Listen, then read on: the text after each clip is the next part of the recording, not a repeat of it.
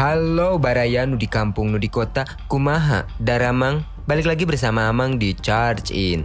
Kali ini Amang akan merangkum alur cerita manhwa yang berjudul Mesin Nano, seorang anak yang dianggap haram oleh sektenya. Ini gambar MC-nya. Sekte juga berusaha untuk memusnahkan anak itu. Namun suatu hari saat dia sedang dalam keadaan sekarat, seseorang membantunya yang membuatnya jadi memiliki kekuatan di luar nalar manusia, hingga dia bertujuan untuk menaklukkan sekte dan menjadi mesin pembunuh yang sangat menakutkan. Ya udah, langsung aja ya. Amang udah gak sabar pengen bahas manhwa yang sangat seru ini. Opat tilu dua hiji, hayukeun pasang kuda-kuda jangan bengong mang, saya makan lontong, subscribe dong. Tuing, truk, wah.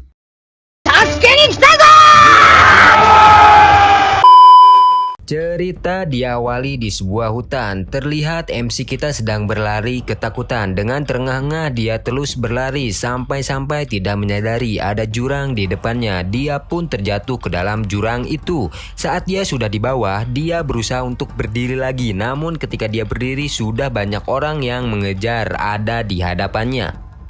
Dia sudah terkepung. Para orang itu berkata jika Pangeran Chun sudah berlari selama 1 jam dan mereka sudah menunggunya lama. Nah, nama MC kita teh Chun. Dalam hati Chun kebingungan harus melakukan apa karena dia juga sudah kelelahan. Chun bertanya apa maksud mereka mengejarnya. Dia sudah menyerah untuk masuk akademi. Orang-orang itu berkata jika walaupun Pangeran Chun berasal dari rakyat jelata tapi tetap memiliki darah orang itu. Jadi inilah takdirnya. Akan kubuat kau tidak mati kesakitan, ucapnya. Chun marah karena mereka menghina ibunya, darah rakyat jelata. Sembari mengeluarkan pisau, Chun berkata jika mustahil mereka tidak membuatnya kesakitan, dia pasti akan tetap mati, jadi lebih baik melawan, ujarnya. Dengan gemeteran Chun mengacungkan pisaunya. Mereka langsung menyerbu Chun. Chun berusaha melawan dengan mengayunkan pisaunya. Dengan mudahnya pembunuh itu memukul tangan Chun yang sedang memegang pisau sampai pisaunya jatuh. Salah satu pria mengarahkan tangannya ke arah Chun dan langsung mencekiknya. Dia berkata, "Apa perlawananmu sudah selesai?" Chun mengeluarkan pisau dari punggungnya. Orang yang berada di belakang memperingati orang yang mencekik. Saat dia melirik, crot! Tusukan Chun tepat mengenai leher orang itu. Chun berhasil terlepas dari cekikan orang itu. Chun tertawa dan berkata, "Hahaha, mampus." Orang yang tertusuk langsung tumbang. Lalu mereka menyerang lagi. Chun terkena tendangan keras ke dagunya sampai dia terjatuh dan langsung ditusuk oleh orang itu. Chun kesakitan. Orang itu langsung menginjak perut Chun yang tertusuk. Dia memutar-mutar kakinya agar Chun lebih merasakan kesakitan. Chun hanya bisa berteriak kesakitan. Namun tiba-tiba di atas mereka terjadi sebuah ledakan. Ledakan itu membuat orang yang menginjak Chun terbunuh. Terlihat sebuah kaki menapak di daratan itu. Dia menggunakan sepatu Converse All Star. Pembunuh yang menyadari langsung menyuruh menyerang. Terlihat orang itu mengeluarkan cahaya biru dari tubuhnya. Pembunuh langsung menyerang pria cahaya itu. Namun dengan mudahnya dia seperti mengeluarkan cahaya yang langsung membunuh pria itu. Rekannya yang melihat terkaget dengan kejadian itu. Pria cahaya langsung menyerang tanpa terlihat dan membunuh salah satu pria. Pria masih hidup ketakutan dan tak bisa melihat pergerakan pria cahaya. Pria itu langsung lari, namun terlihat pria cahaya mengulurkan tangannya ke arah pria itu dan crot di atas. Chun yang sekarat melihat kejadian itu dan berkata, "Mampui." Di akhir-akhir hayatnya, Chun tiba-tiba mendengar suara orang itu yang berkata, "Kakek leluhur." Namun Chun tidak terlalu jelas mendengarnya dan pandangannya juga buram. Pria cahaya melihat jam dan bergumam jika dia kehabisan waktu dan tak ada cara lain. Dia mengeluarkan suatu dari kantongnya lalu mencuntikkan benda itu ke leher Chun. Pria cahaya berkata, "Hei kakek leluhur, kau harus sukses agar keturunanmu merasakan hasilnya." Pria cahaya berdiri lalu berkata, "Itu adalah versi baru mesin nano, mudah dipakainya, jadi pahamilah sendiri," ujarnya. Pria itu langsung menghilang seperti kilauan cahaya. Chun yang sedari tadi masih sadar berkata, "Dari tadi apa sih yang dibicarakan monster itu?" Tiba-tiba Chun mendengar suara entah dari mana. Nomor serial produk 0345453258839. Dijelaskan, dahulu kala para pendekar di Zhonghuang belajar bela diri demi melindungi nyawa mereka. Seiring berjalannya waktu, bela diri dijadikan alat untuk membunuh dan yang awalnya bela diri itu sederhana menjadi ilmu yang sangat rumit. Para ahli bela diri mewariskan ilmu dan kitab pada keturunannya. Kitab-kitab itu kemudian menjadi pusaka yang berharga. Pendekar yang menguasai kemampuan bela diri ini kemudian memiliki kemampuan di atas manusia biasa dan menjadi tokoh belantara persilatan atau wulin. Para pendekar yang ingin jadi murid para master wulin kemudian berkumpul dan membentuk klan.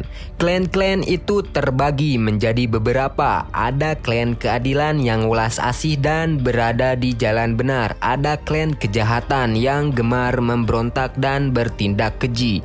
Lewat dua klan kuat itu terciptalah keseimbangan rimba persilatan.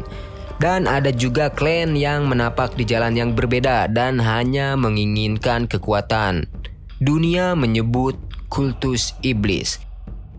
Ini adalah kisah Chun Ye-won, seorang anak haram yang menjadi pemimpin kultus dan bahkan menjadi raja iblis kedua. Terlihat Chun Ye-won yang tersadar dari pingsannya. Dia kaget karena dirinya masih hidup. Dia mencium bau busuk dari tubuhnya. Dia melihat ada bercak hitam di tubuhnya. Tiba-tiba ada yang bertanya, "Master, kau sudah sadar?" Chun Ye-won kaget dan bertanya, "Siapa kamu?" Chun Ye-won merasa jika ada suara di kepalanya. Dia pun menerka-nerka apa yang terjadi padanya. "Tenang, Master," ucap suara itu dalam hati. Chun Ye-won bertanya, "Apa ini suara dalam kepalaku?" "Benar, Master," jawab suara itu. Chun Ye-won bertanya, "Siapa kamu?" "Aku terhubung dengan pusat otak Master," jawabnya. Suara itu memperkenalkan diri jika dia adalah mesin nano Sky Corporation Generation 7. Chun Ye-won berteriak dan menanyakan dia berkata apa dan siapa dia. Suara itu mengulangi jawabannya tadi. Lalu Chun Ye-won menyadari jika dia masin. Dia adalah hal yang dipuja kultus iblis. Chun Ye-won bertanya apakah dia dewa iblis. Nano bingung dengan pertanyaannya. Terlihat seseorang yang sedang mengarahkan jalan kepada seorang tabib bernama Baik, yaitu tabib Baik. Orang itu menjelaskan kepada tabib Baik jika ada percobaan pembunuhan dan bahkan kemarin mereka mengelabuinya. Orang itu adalah penjaga Jang. Ia adalah seorang empu yang menjaga Chun Ye-won. Tabib Baik berkata sepertinya kelompok pengintai yang bisa melakukannya. Pangeran Chun beruntung, ujarnya. Penjaga Baik berkata jika sepertinya ada yang menolong Pangeran Chun tapi dia tidak mengetahui siapa. Penjaga Baik menceritakan apa yang dia lihat di kejadian itu. Terlihat mayat-mayat orang yang mengincar Chun Ye-won sudah terbelah-belah dan hancur. Salah satu dari mereka mati tertusuk pisau yang dia berikan kepada Chun Ye-won. Kemudian dia menemukan Chun Ye-won namun tidak ada sedikit pun luka di tubuhnya, ungkap penjaga Jang. Mereka bingung siapa yang menolong Chun Ye-won. Bahkan ada bekas tusukan pedang di badannya, namun badannya baik-baik saja. Tabib Baik tertawa dan berkata, "Hahaha, menarik. Cepat, antarkan aku menemuinya." Chun Ye-won masih menanyai beberapa hal kepada Nano yang dia panggil Dewa Iblis. Nano menjelaskan jika bukan dia yang membunuh orang-orang itu, tapi jika membantu penyembuhannya, itu adalah dia. Nano mengatakan jika di dalam otak masternya atau Chun Ye-won ada info mendasar tentangnya, namun Chun Ye-won makin kebingungan. Nano menjelaskan jika dia bukan Dewa Iblis, dia akan memasukkan informasi tentangnya ke otak Chun Ye-won dan meminta persetujuannya. Chun Ye-won menyetujuinya.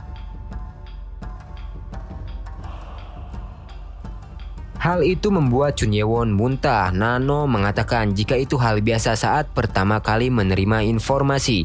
Kemudian Chun Ye-won pun menyadari jika dalam tubuhnya terdapat puluhan ribu mesin. Nano menambahkan jika tepatnya ada 6 miliar sekian-sekian mesin nano. Chun Ye-won bertanya jika dia menginginkan Nano keluar apakah bisa. Nano menjawab jika dia bisa keluar jika tuannya meninggal. Dalam penyesalan dia berkata jika saudara tirinya menginginkannya dia mati. Dan sekarang dalam tubuhnya ada sesuatu yang dia tidak ketahui bernama mesin Nano. Saat memikirkan itu tiba-tiba penjaga Jang mengetuk pintu. Chun Ye-won kaget dan menyuruh Nano diam. Nano menjelaskan jika dia bisa berkomunikasi melalui sinyal otak. Tapi Chun Ye-won tetap menyuruhnya diam dulu. Chun Ye-won langsung pura-pura tidur. Penjaga Jang berkata jika sepertinya Pangeran Chun belum bangun. Lalu Chun Ye-won membuka matanya. Penjaga Jang langsung menghampirinya, namun tiba-tiba dia mencium bau busuk.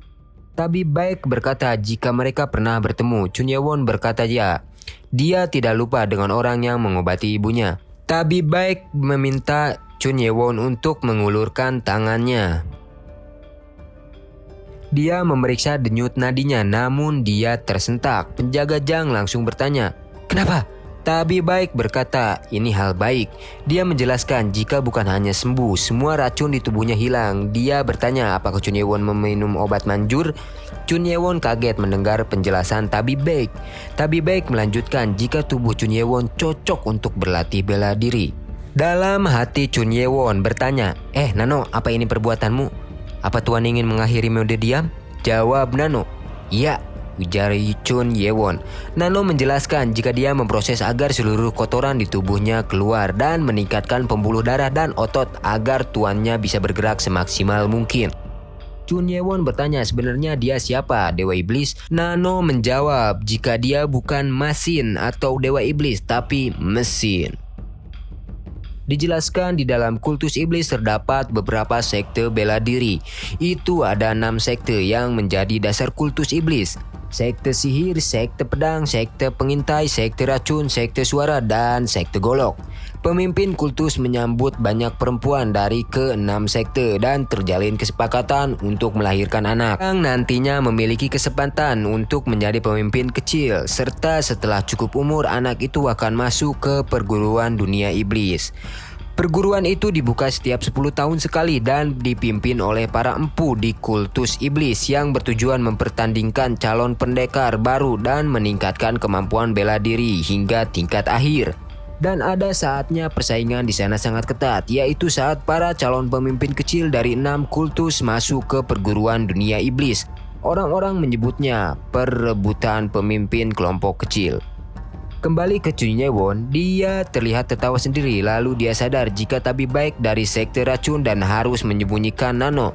Nano menjelaskan jika di masa itu tidak akan ada yang menyadari Nano.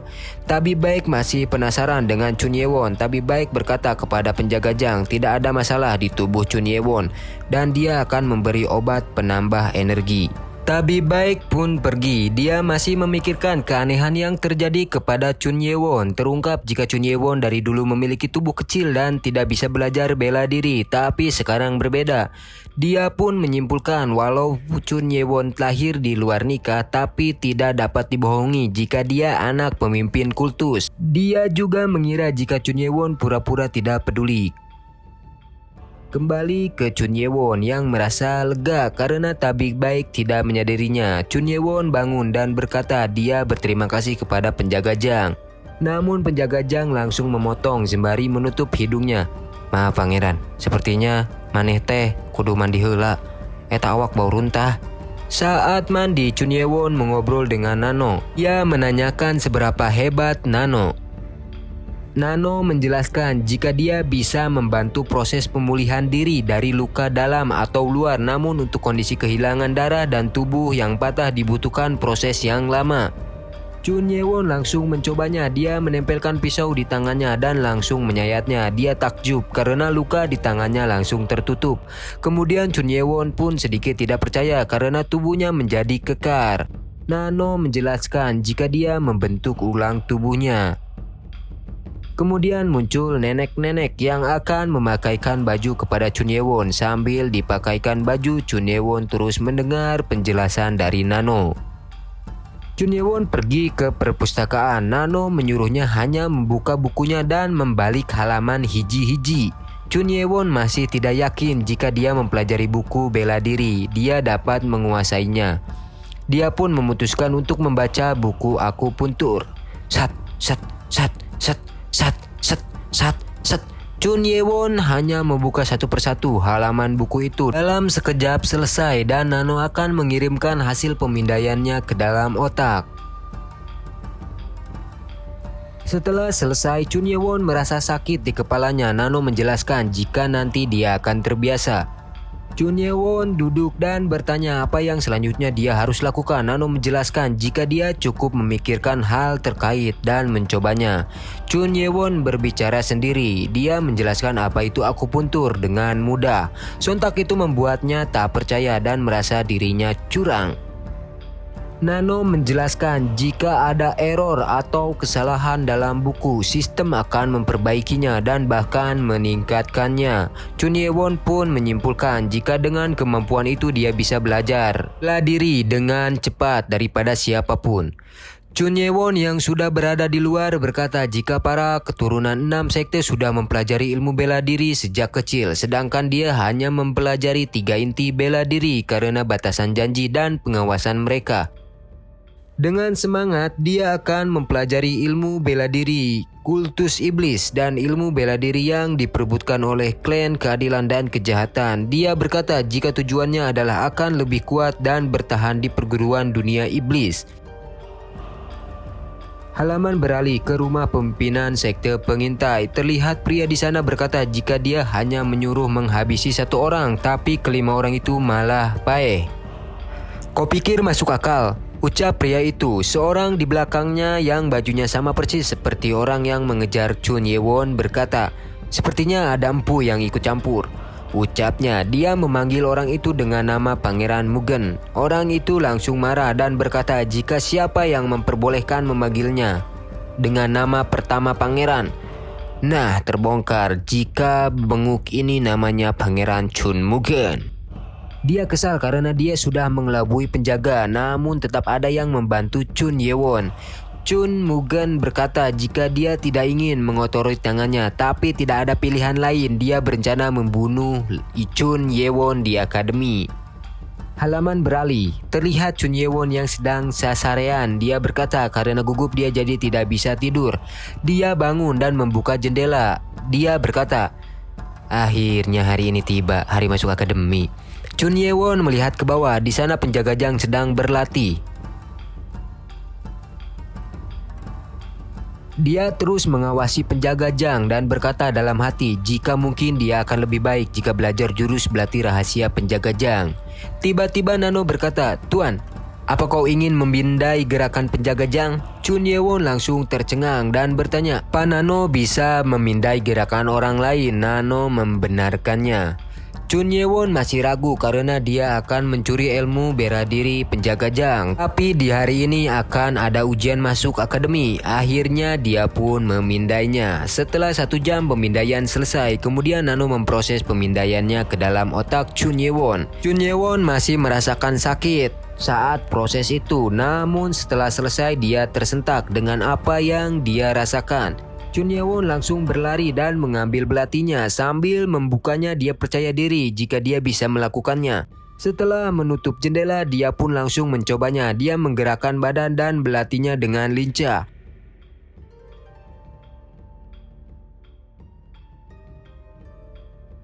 Chun Ye-won berkata jika latihan tubuh diperlukan untuk membentuk posisi tubuh dan agar mahir, tapi ini tidak, ujarnya.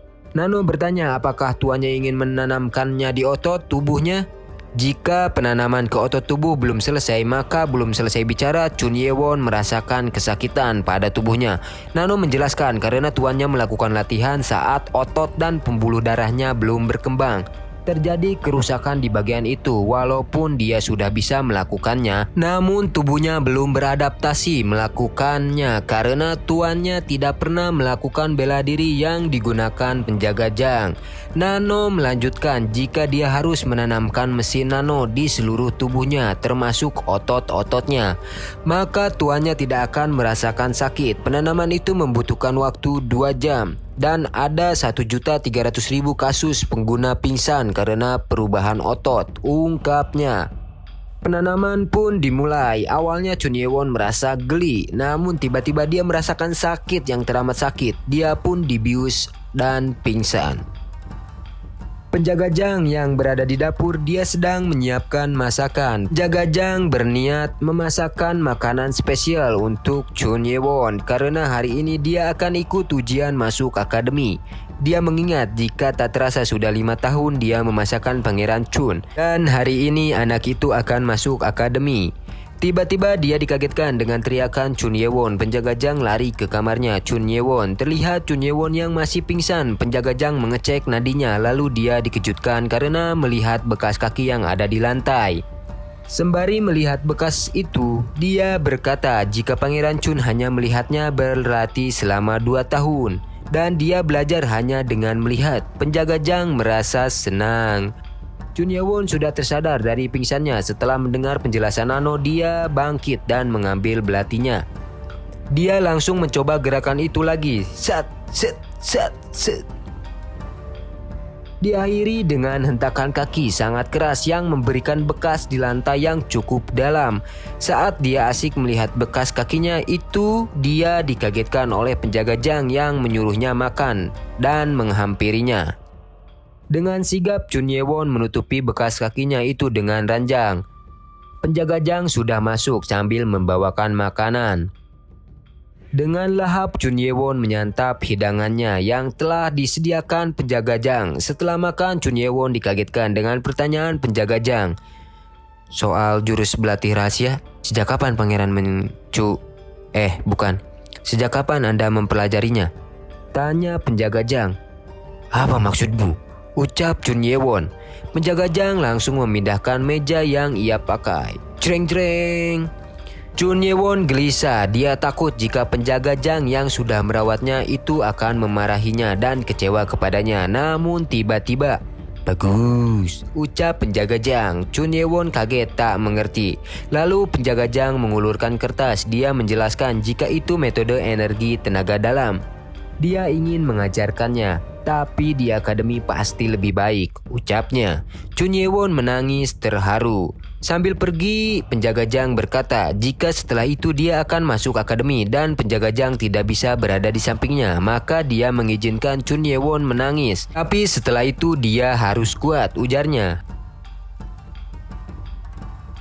Halaman beralih ke akademi. Chun Ye-won kaget karena papa namanya tidak ada. Panitia itu berkata jika hanya papan nama Pangeran Ketujuh yang tidak terlihat, maka dia harus menunggunya sampai ditemukan. Akhirnya Chun Ye-won menunggu sampai papan namanya ketemu. Para calon murid akademi sudah berkumpul di lapangan. Chun Ye-won yang berada di paling belakang. Dari kerumunan terdengar murid-murid yang bergunjang dan bergunjing meledek Chun Ye-won. Seorang tetua berkata, "Apa dia ada di sini? Dia menarik perhatian dengan cara unik. Dasar anak haram si ketua," ujarnya. Trompet dibunyikan, tanda ujian masuk akan dimulai. Lalu terlihat para tetua sudah keluar dan hadir di sana. Tetua merah kesal karena tetua kuning menggunakan pakaian lusuh. "Kenapa sih lo?" kata tetua kuning, yaitu si penjaga bagian kanan, pisau gila, Sob Maeng. Tetua bertopeng melirik dan menyuruh diam. Dia adalah penjaga utama, Raja Kegelapan, Maragiom. Kemudian duduk seorang dari 5 pemimpin kultus, Raja Iblis, Chun Yujong. Nah, langsung ketebak bapak nasi Chun Ye-won gening. Terlihat para calon murid yang merasakan tekanan kuat dari pemimpin kultus. Penjaga utama meminta semuanya untuk diam. Dia melaporkan kepada pemimpin kultus jika semua sudah siap. Pemimpin kultus berdiri dengan auranya yang sangat kuat. Dia berkata, "Orang-orang hebat yang akan bertanggung jawab untuk kultus kita, selamat datang di akademi." Para calon murid merasakan auranya begitu hebat. Di sisi lain Chun Ye-won kesal karena pemimpin kultus bicara biasa tapi terdengar sampai belakang. Pemimpin kultus melanjutkan, "Tingkatkan keahlian bela diri kalian di sini dan jadilah kekuatan kelompok kita." "Hurra!" teriakan para calon murid terdengar. Sembari pergi, pemimpin kultus melirik ke arah Chun Ye-won. Tetua Merah berkata, karena pemimpin kultus sudah membereskan sambutan, mari kita mulai. Namun para calon murid malah asik mengobrol. Tetua Merah kesal dan berteriak, "Apa kalian tidak bisa berdiri dengan benar?" Tetua Merah mengeluarkan auranya. Dia menjelaskan jika Akademi Iblis dilaksanakan 4 tahun dengan 6 tahapan. Setiap tahapan ada ujian yang harus dilalui. Kesempatan mencoba ujian hanya sekali, ucapnya. Para calon murid bergunjing. Tetua Merah berkata, sepertinya kalian sudah paham, jika gagal, langsung dieliminasi. Lalu ada seorang murid mengangkat tangan. Murid itu terlihat pede dan menggunakan papan hitam. Berarti dia adalah salah satu anak dari pemimpin kultus. Tetua Merah berkata, siapa yang menyuruhmu bertanya? Rewah satu aing. Apa? Jawab murid itu. Tetua Merah langsung mengeluarkan auranya dan berkata, apa kau tidak suka? Pasti kau sudah tahu semua keuntungan yang kau dapat sebagai keturunan ketua akan dicabut di sini. Para anak ketua yang lain menertawakannya, lalu dia minta maaf kepada Tetua Merah. Tetua Merah melanjutkan, jika walau kesempatannya hanya 6 kali, tapi mereka yang lolos akan mendapat keuntungan yang besar. Pertama, Maryongdan. Itu adalah obat untuk meningkatkan tenaga dalam yang seharusnya baru bisa didapatkan dalam 20 tahun. Keuntungan kedua adalah kitab rahasia seni bela diri. Tetua Merah menjelaskan jika mereka tahu pentingnya kitab itu. Ruang baca buku akademi ada 5 lantai. Untuk setiap tahapan, setiap lantai akan terbuka setiap mereka lolos. Para murid sudah bersemangat. Chun Ye-won pun sama. Dia berkata jika sekarang ilmu bela diri lebih berguna daripada tenaga dalam, ujarnya. Tapi semua itu dipatahkan oleh perkataan Tetua Merah.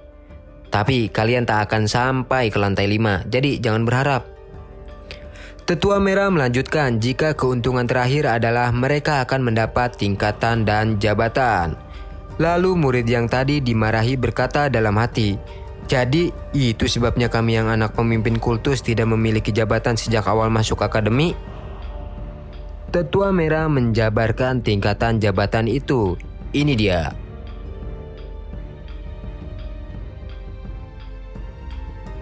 Dia berkata jika tahap 6 tidak ada hubungannya dengan mereka, jadi Tetua Merah melewatinya.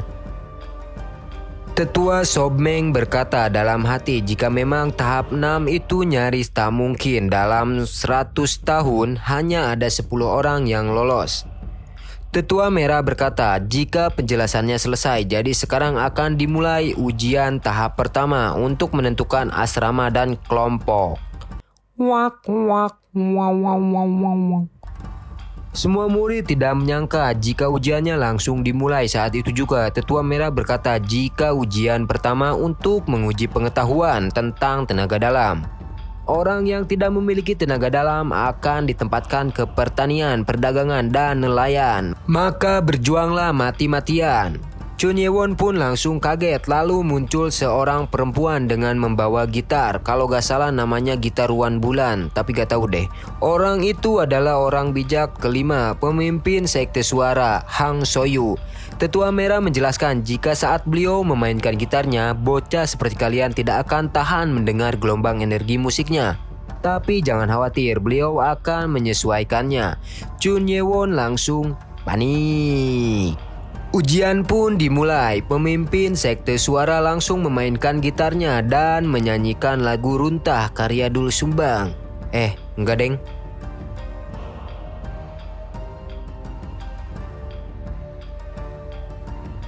Semua murid merasakan sensasi dari musik itu. Ada yang langsung jatuh, mual, kesakitan, dan banyak yang langsung pingsan. Yo. Chun Mugen yang berbaju hijau berkata, telingaku gatal. Ibu Hang Soyu terus memainkan gitarnya semakin cepat. Para anak tetua kultus berusaha menahan energinya, namun Ibu Hang Soyu terlihat kesal. Dalam hatinya berkata, kenapa dia tidak roboh? Yang ia maksud adalah Chun Ye-won yang seperti tidak merasakan apa-apa. Chun Ye-won heran karena setengah dari mereka sudah tersungkur dan ternyata itu adalah nano yang memblokir gelombang suara agar tidak masuk ke tubuh tuannya, karena itu berbahaya. Ibu Hang Soya semakin kesal dan memainkan melodinya semakin keras. Tetua Merah pun menyadari jika Ibu Hang Soyu memainkan melodinya terburu-buru dan kekuatan gelombangnya semakin kuat. Tetua Merah sadar jika Chun Ye-won lah penyebabnya. Beberapa murid mengeluarkan darah dari telinganya, beberapa murid lain berusaha untuk tetap bertahan. Chun Mugun menyadari jika pemimpin memainkan musik sekeras ini, dia langsung melirik ke belakang. Jangan-jangan begitu juga dengan anak ketua kultus yang lain yang ikut menengok karena si Chun Mugen. Mereka semua ruas karena Chun Ye-won masih berdiri tegak. Nano menganalisis pergerakan otot orang-orang di depannya.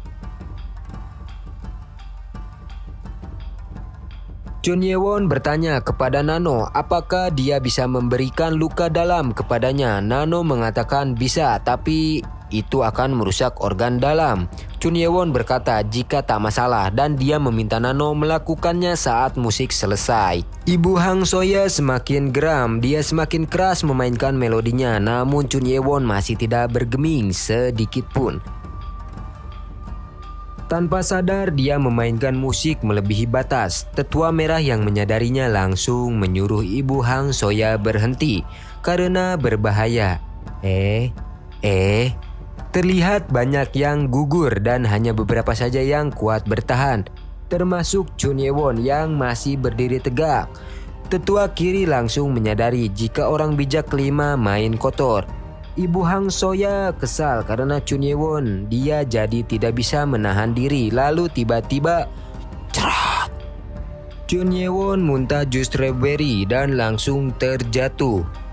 Nano, kamu, kata Chun Ye-won. Nano menjawab jika dia sudah menjalankan sesuai perintah. Nano membuat 30% organ dalam tuannya rusak dan menyebabkan darah mengalir kembali sebanyak mungkin.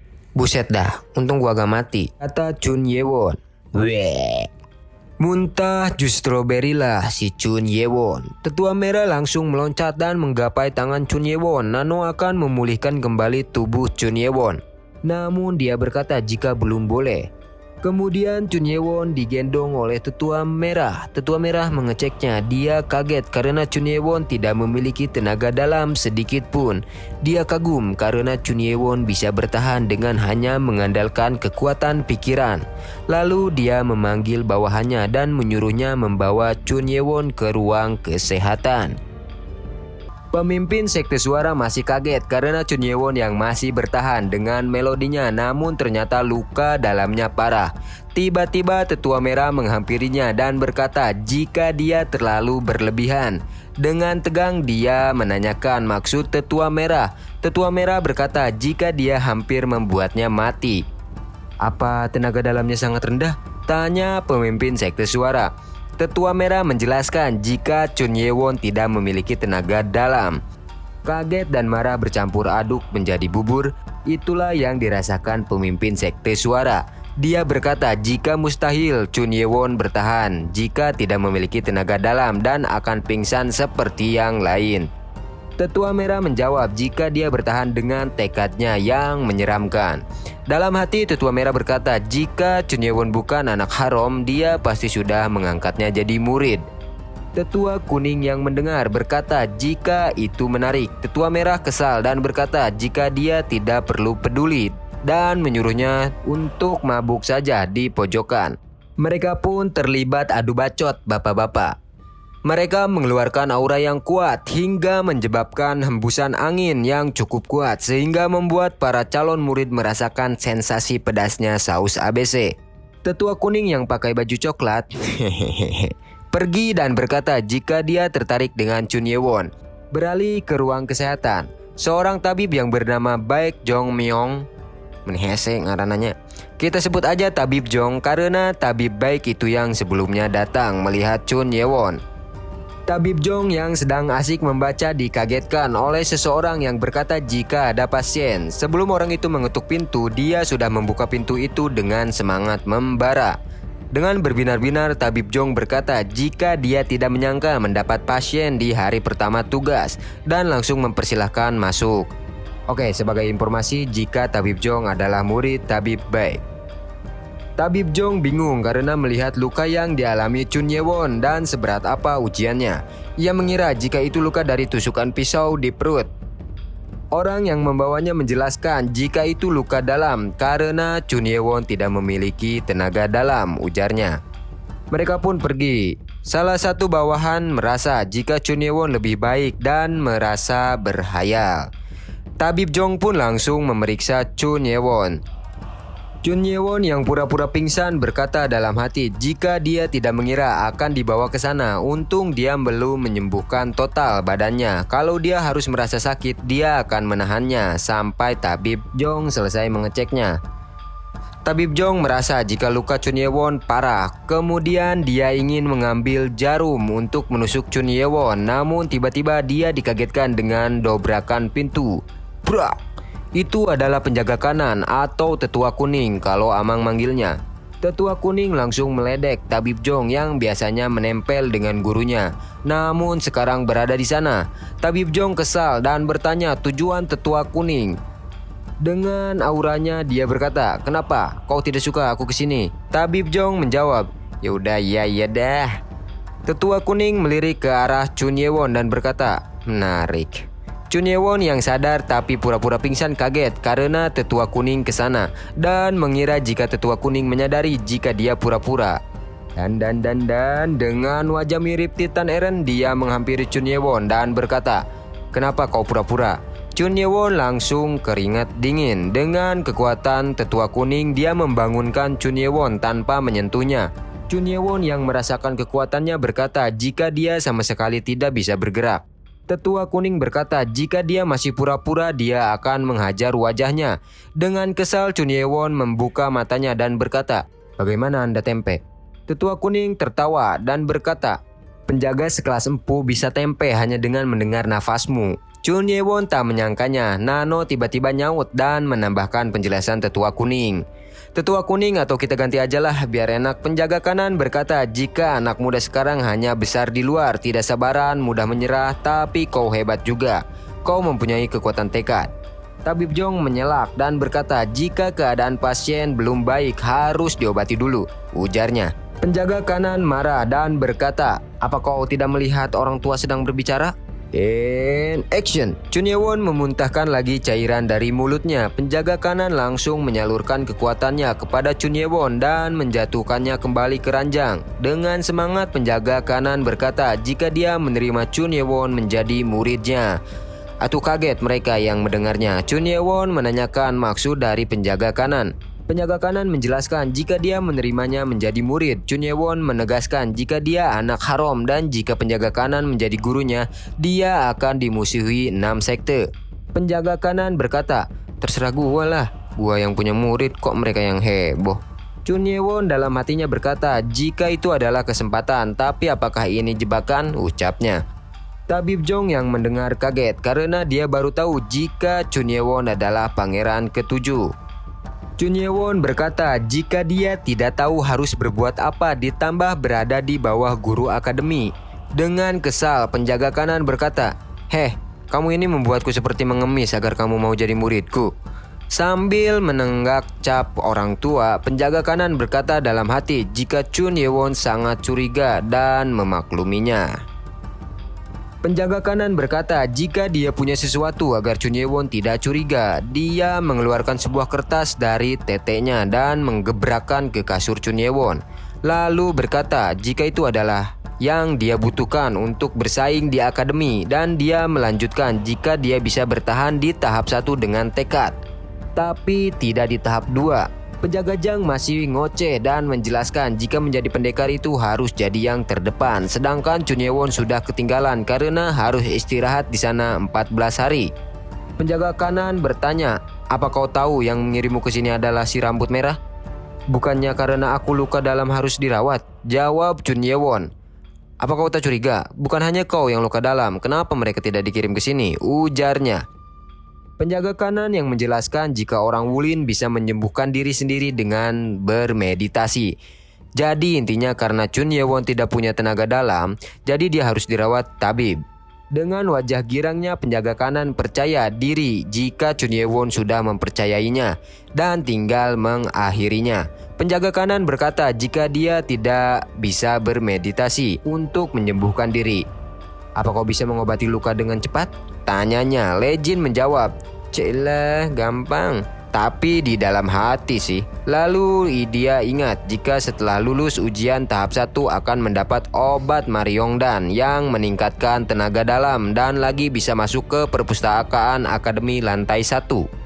Chun Ye-won menanyakan kepada penjaga kanan. Dia tertawa dan berkata, jika si rambut merah alias penjaga kiri melewatkan sesuatu untuk masuk ke sana.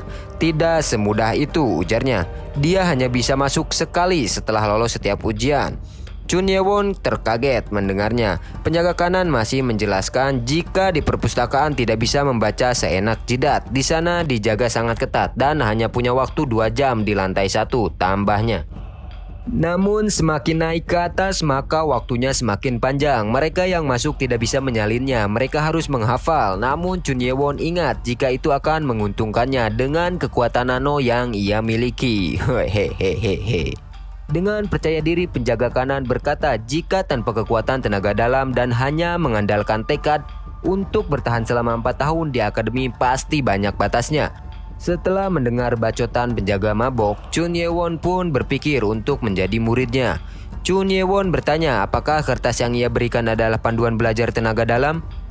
Penjaga kanan mengiyakan. Chun Ye-won pun berpikir walau dia masih mencurigai penjaga kanan, tapi untuk saat ini setidaknya ada satu orang yang berada di pihaknya.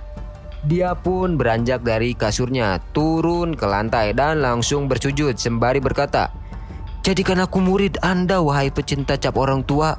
Kemudian Chun Ye-won bertanya, "Apa hormatnya harus diulang?" Penjaga kanan membangunkannya dengan kekuatannya dan berkata jika dia pangeran dan hanya boleh bersujud kepada pemimpin kultus. Setelah itu penjaga kanan pergi sembari nabok si tabib. Chun Ye-won yang sudah diperiksa lagi oleh tabib Jong merenungi jika dia punya kesempatan karena ada nano dan penjaga kanan. "Aku akhirnya punya orang di pihakku." Halaman beralih. Terlihat di halaman akademi para murid yang sedang melakukan meditasi. Penjaga kiri yang sedang mengawasi dihampiri oleh senior tertua, sekaligus guru akademi, Ho Jingchan. Dia melaporkan para murid yang lolos dan termasuk murid dengan nomor 7, Chun Ye-won, ujarnya. Penjaga kiri berkata jika dibandingkan dengan 10 tahun lalu berkurang 200 orang akibat permainan melodi Ibu Hang Soyu, sang pemimpin sekte suara, dan pasti banyak yang tidak terima, ucapnya. Dan benar saja banyak murid yang protes kepada para guru di sana. Mereka tidak terima dengan hasilnya. Lalu salah satu guru yang menengahi mereka berkata jika tidak terima maka tidak ada cara lain. Dia menyuruh untuk membekuk murid yang melawan. Para guru langsung membogem para murid satu demi satu dan dengan sekejap mereka sudah dibekukan. Senior tertua masih berbincang dengan penjaga kiri. Senior tertua menjelaskan murid yang lolos tahap 1 banyak yang berguna walau banyak mendapatkan luka dalam. Keturunan 6 sekte dan 8 murid keturunan sekte kelas atas mampu bertahan dengan mudah. Penjaga kiri berkesimpulan dari setengah yang bisa bertahan dari kekuatan Ibu Hang Soyu, berarti mereka memiliki tenaga dalam senilai 60 tahun selevel empu kelas 1, ujarnya. "Yuk kenalan ah." Nomor 1, Chun Muyon dari sekte sihir. Nomor 5, Chun Yuchan dari sekte pisau. Mereka bertahan tanpa bergerak sama sekali. Rumornya perebutan pemimpin sekte kecil kali ini berasal dari sekte itu. Jelas Pak Rambut Merah penjaga kiri. Penjaga kiri mengumumkan selamat pada yang lolos dan akan mendapat medali tembaga yang menyimbolkan pendekar tingkat rendah di akademi. Lalu mereka akan mendapat pelatihan selama 4 tahun. Para murid tidak diperbolehkan menjawab iya atau tidak kepada para guru dan pemimpin. Mereka hanya boleh menjawab dengan kata "Mado." "Mengerti?" tanya penjaga kiri. "Mado," terdengar dari seluruh murid. Lalu mereka pun memulai pembagian kelompok. Di sisi lain, Tabib Jong sedang menyiapkan ramuan obat. Chun Ye-won bertanya kepada Tabib Jong, apa kondisinya baik-baik saja? Dengan berat ia menjawab jika Chun Ye-won harus berada di sini selama 14-15 hari. Dengan calangap, Chun Ye-won kaget. Chun Ye-won berpikir jika dia tidak tahu situasi di luar. Jika dia menyembuhkan diri dengan nano, dia takut Tabib Jong curiga, tapi dia harus cepat berlatih. Tabib Jong dengan bersemangat berkata jika tabib lain membutuhkan waktu 1 bulan untuk menyembuhkannya, namun karena dia murid tabib baik, dia bisa lebih cepat. Chun Ye-won menghela napas dan berkata jika tetap dia tidak bisa berlatih. Walau tak bisa menghibur, aku akan pura-pura tak tahu kau diajari penjaga kanan, ucap Tabib Jong. Setelah berbincang dengan semangat, Tabib Jong menusukkan jarum ke tubuh Chun Ye-won, tapi dia kagum karena melihat tubuh Chun Ye-won yang dia tahu tidak bisa belajar bela diri sedikit pun. Saat Tabib Jong akan menusukkan jarum, tiba-tiba Nano bereaksi dan berkata jika jarum besi tajam berusaha merusak tubuh dan akan mengaktifkan mode bertahan darurat. Terlihat percikan listrik dari jarum itu. Namun Chun Ye-won langsung menghentikan Nano. Tabib Jong yang melihat kepanikan Chun Ye-won bingung.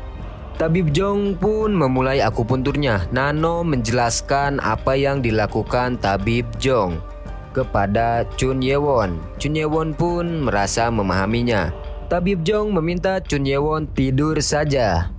Chun Ye-won bertanya kepada Nano jika apakah dia bisa membuat Tabib Jong tak curiga jika dia sudah sembuh. Nano menjelaskan jika dia bisa melakukannya dengan mengubah denyut nadi seakan masih ada kerusakan. Awalnya Chun Ye-won bertanya hanya untuk berjaga-jaga, tapi ternyata bisa. Kemudian Chun Ye-won menyuruh Nano melanjutkan dan bohongi Tabib Jong. Halaman beralih, terdengar suara teriakan penjaga kiri yang menyuruh para murid berbaris sesuai kelompok.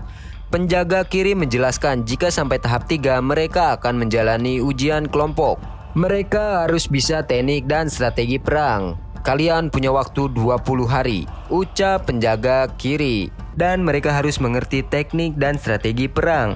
Para siswa pun kaget mendengarnya. Penjaga kiri melanjutkan lewat pertarungan kelompok 3 minggu lagi dan hanya 10 kelompok yang akan lolos.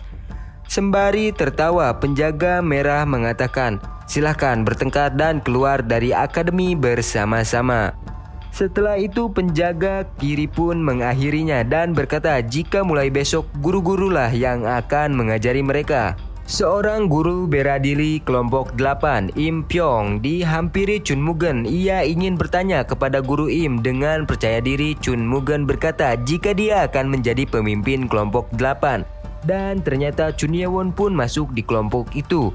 Chun Mugen mengatakan jika karena Chun Ye-won tidak ada, dia tidak ingin seluruh kelompoknya tereliminasi. Jadi dia akan memberitahu apa yang dia dengar kepada Chun Ye-won. Namun dalam hati ia berkata jika Chun Ye-won keberuntungannya hanya sampai di sini. Dia berencana pergi ke ruang kesehatan dan menghancurkan lengan dan kakinya. Guru Im memegang pundak Chun Mugen dan berkata jika idenya bagus, jadi dia akan menyampaikannya kepada nomor 7. Tapi guru, Chun Mugen menyelak. Dengan tatapan menyeramkan, Guru Im menjawab jika murid tidak bisa masuk ke gedung akademi utama tanpa situasi istimewa. Chun Mugen kesal mendengarnya, lalu dia pun berterima kasih dan memberi hormat kepada Guru Im. Namun Chun Mugen memanggil Guru Im lagi dan bertanya kapan nomor 7 akan ikut latihan. Guru Im berkata, "Kita bicarakan besok." Chun Mugen merubah rencananya dan akan melakukannya saat Chun Ye-won berada di asrama. Dia berkata jika akan menyiksanya sampai meminta ingin mati. Di ruang kesehatan, terlihat Guru Im yang kaget mendengar penjelasan Tabib Jong jika Chun Ye-won bisa keluar setelah 14 hari. Guru Im bertanya apakah bisa lebih cepat? Bisa, tapi harus punya tenaga dalam, sedangkan bocah itu tidak punya, jawab Tabib Jong. Guru Im ingin berbicara kepada Chun Ye-won, namun Chun Ye-won sedang tertidur. Jadi dia berencana datang lagi besok. Guru Im yang kesal meremehkan Chun Ye-won dan berkata jika dia berusaha keras hanya di tahap 1. Namun keberuntungannya hanya sampai situ. Di malam hari terlihat sesosok bayangan yang satset dengan cepat dan sudah berada di depan ruang kesehatan. Bayangan itu langsung menendang pintu ruangan Chun Ye-won dan berkata, "Muridku, gurumu datang." Ya, itu adalah penjaga kanan, penyuka cap orang tua. Chun Ye-won yang kaget dengan kedatangan penjaga kanan hanya berkata, "Guru, kau tak memberi hormat?" tanya penjaga kanan sambil negak. Chun Ye-won memberi salam. Penjaga kanan menanyakan apakah Chun Ye-won sudah menghafal PR yang ia berikan. Dengan keringat dingin Chun Ye-won menjawab, "Hah? Kertas yang guru berikan kemarin?" "Iya, aku sudah menyuruhmu menghafalnya," jawab penjaga kanan. Chun Ye-won dalam hati berkata, "Untung udah aku masukkan ke nano." "Guru, saya sudah hafal," ujar Chun Ye-won. Penjaga kanan kaget karena saat badannya sakit dia masih bisa menghafal, padahal dia sengaja membuatnya terburu-buru, ujarnya. Chun Ye-won menanyakan kenapa gurunya datang subuh-subuh. Penjaga kanan menjelaskan jika dia hanya bisa mengajarinya selama 14 hari. Karena setelah itu dia harus belajar di akademi, jadi mereka akan sulit bertemu. Selain itu, di siang hari dia harus bekerja di bawah pemimpin kultus. Maka dia datang subuh karena penjagaannya longgar. Astagfirullahaladzim, subuh-subuh lain sholat nakah mabok. Oke, lanjut. Lalu penjaga kanan berkata jika mereka harus memulainya. Sekarang? Tanya Chun Ye-won. "Apa kau tak dengar jika gurumu tak punya banyak waktu?" Sambil kesal dijawab oleh penjaga kanan. Dengan emosian penjaga kanan menyuruh Chun Ye-won duduk di lantai. Penjaga kanan berencana untuk memasukkan tenaga dalam langsung ke tubuh Chun Ye-won dan itu adalah cara yang dibuat guru penjaga kanan. Sambil mengulurkan tangannya penjaga kanan berkata untuk Chun Ye-won menutup mulutnya karena jika penjaga mendengar mereka akan mati. Zzz, sebuah energi langsung masuk ke tubuh Chun Ye-won. Chun Ye-won dalam hati berkata jika tenaga dalam gurunya yang luar biasa sedang masuk ke dalam tubuhnya, namun dia sangat menderita. Berbeda dengan penjaga kanan, dia berkata jika di dalam tubuh Chun Ye-won tak ada kotoran yang menghalangi aliran. Dia tak menyangka jika otot dan nadi Chun Ye-won sangat kuat padahal tidak pernah belajar bela diri. "Apa karena pemimpin kultus?" ujarnya. Dia berasumsi jika dengan kemampuan itu cukup 7 hari Chun Ye-won bisa membentuk tenaga dalam. Pada waktu yang sama di asrama terlihat terjadi pertarungan. Orang yang dihajar lalu dihampiri para bawahannya yang memanggilnya pangeran. Para bawahannya memaki orang yang menghajar pangeran Chun Jong-som dari sekte racun. Orang yang menghajar Jong-som adalah Baekgi. Dia berkata jika di akademi status tidak penting, yang penting itu kekuatan. Jadi dialah yang akan menjadi ketua kelompok 12. Dia berasal dari sekte lurus. Kembali ke Chun Ye-won, mereka masih dalam pemindahan energi. Setelah selesai, penjaga kanan berkata jika Chun Ye-won pasti menderita selama 2 jam itu dan menyuruhnya untuk menghafal arinannya. Chun Ye-won menjawab, "Baik, saya sudah hafal. Aku punya target 7 hari untuk membentuk tenaga dalam di perutmu," ujar penjaga kanan. Mereka pun mengakhiri sesi pembelajaran sambil pergi. Penjaga kanan berkata jika jangan sampai lupa pernapasan dan jalurnya, kemudian ulangi. "Maci guru," ucap Chun Ye-won. Halaman beralih ke lapangan akademi. Terlihat para pemimpin kelompok yang berada di barisan depan. Penjaga kiri berkata jika benar para pangeran akan menjadi pemimpin kecil. Dia sengaja menyuruh para guru untuk tidak ada di asrama malam tadi agar perebutan pemimpin kelompok bisa dilaksanakan bebas dan diam-diam. Namun dia terkaget melihat Baekgi yang menjadi pemimpin kelompok 12 karena dia tahu jika di sana ada pangeran sekte racun. Lalu dari belakang senior tertua berkata jika dia akan memulai pelatihan. Senior tertua berkata jika selama 7 hari ini mereka akan belajar teknik dan strategi perang di balai utama. Dan setelah makan siang mereka akan latihan formasi di lapangan itu, ucapnya. Mereka pun berjalan menuju balai utama. Chun Mugen meledek Chun Jong-som karena tidak bisa menjadi pemimpin kelompok. Dia mengira jika orang dari sekte racun tak bisa apa-apa tanpa racun dan berharap jika Chun Jong-som kalah terus dari sekte rendahan. Chun Jong-som kesal dan berkata dalam hati jika dia akan membuat Baekgi menyesal karena sudah menghinanya dan satu kelompok dengannya. Di asrama akademi, Guru I menghampiri Chun Mugen dan mengutarakan kepuasannya di latihan komando. Dia melanjutkan jika murid nomor 7 atau Chun Ye-won harus dirawat selama 14 hari. Setelah berbincang, Guru Im pergi dan berkata jika setelah ini mereka bebas berlatih. Terlihat Chun Mugen yang kesal. Karena masih kesal, dia masuk ke asrama dengan menendang pintu. Dia berteriak sendiri meluapkan kekesalannya. Bawahannya Jahyun berkata jika itu berasal dari tabib. Jadi kemungkinan bukan kebohongan. Chun Mugen berteriak, "Bocah itu pasti berpura-pura." Dia terus mengomel-ngomel dan menendang tiang. Kemudian Jahyun memanggil Chun Mugen dan membisikkan sesuatu. "Aha," ujar Chun Mugen. 4 hari kemudian, di ruang kesehatan Tabib Jong sedang mojok dan nguap. Dia berkata jika sudah 5 hari tidak ada pasien, dia bosan, ungkapnya.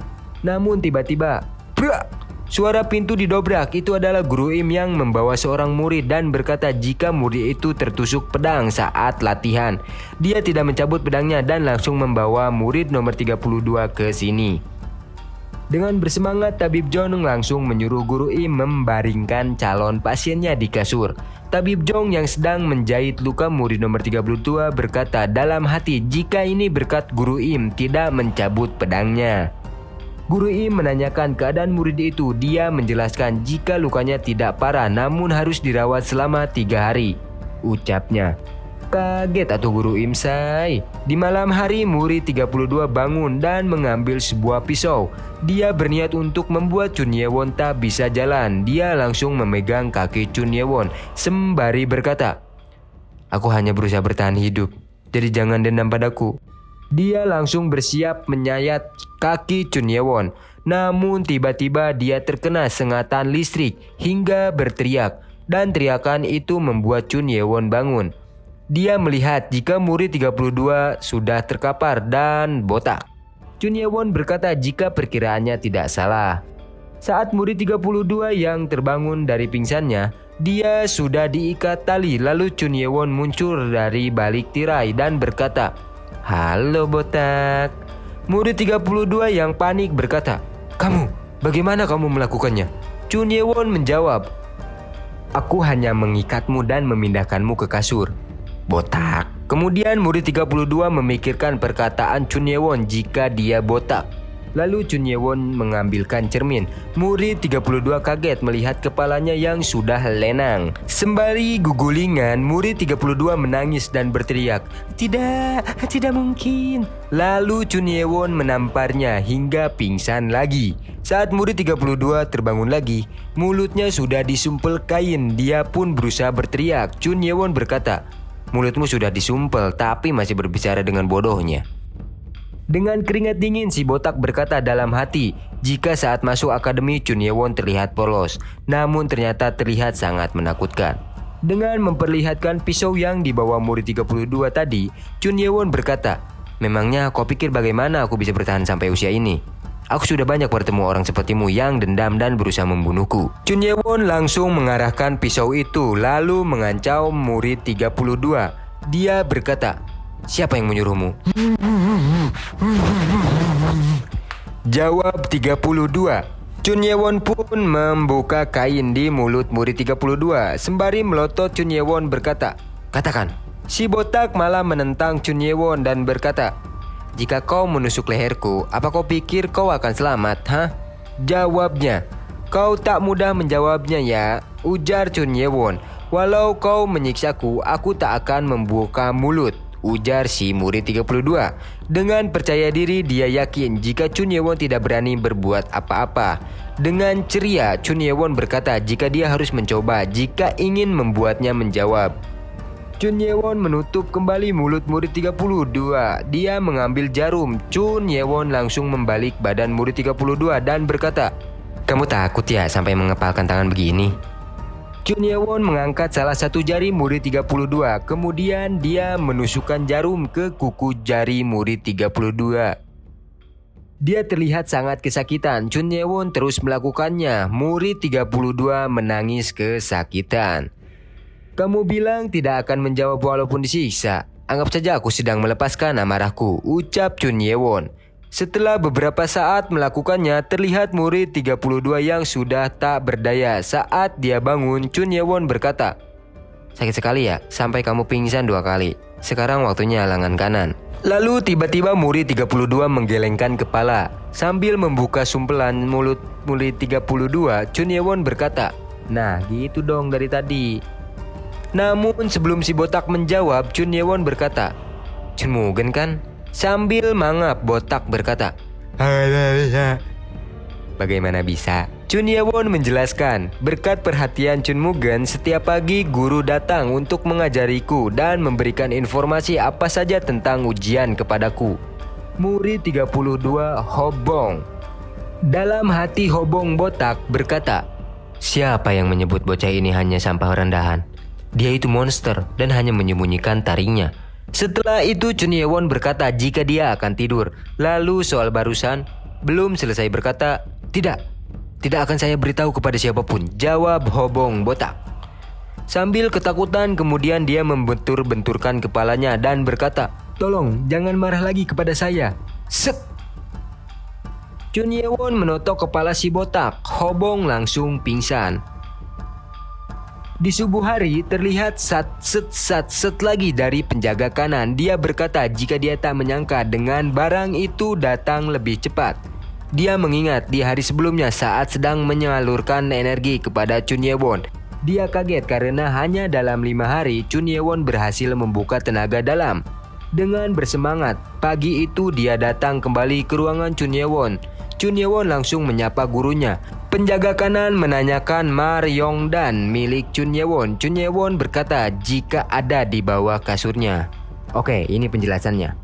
Mar Yongdan adalah obat berwarna coklat yang dibuat kultus iblis. Obat itu mengeluarkan bau menyengat. Butuh waktu lama untuk proses menyulingnya, jadi hanya dibuat untuk murid di akademi. Obat ini bisa membuat orang yang memakannya memiliki energi dalam 20 tahun. Setelah itu dikonsumsi akan muncul kekebalan, namun jika dia makan lagi akan membuat efeknya menurun. Kemudian Chun Ye-won membawa Mar Yongdan ke hadapan penjaga kanan. Tiba-tiba penjaga kanan menyadari sesuatu. Itu adalah kaki si Hobong.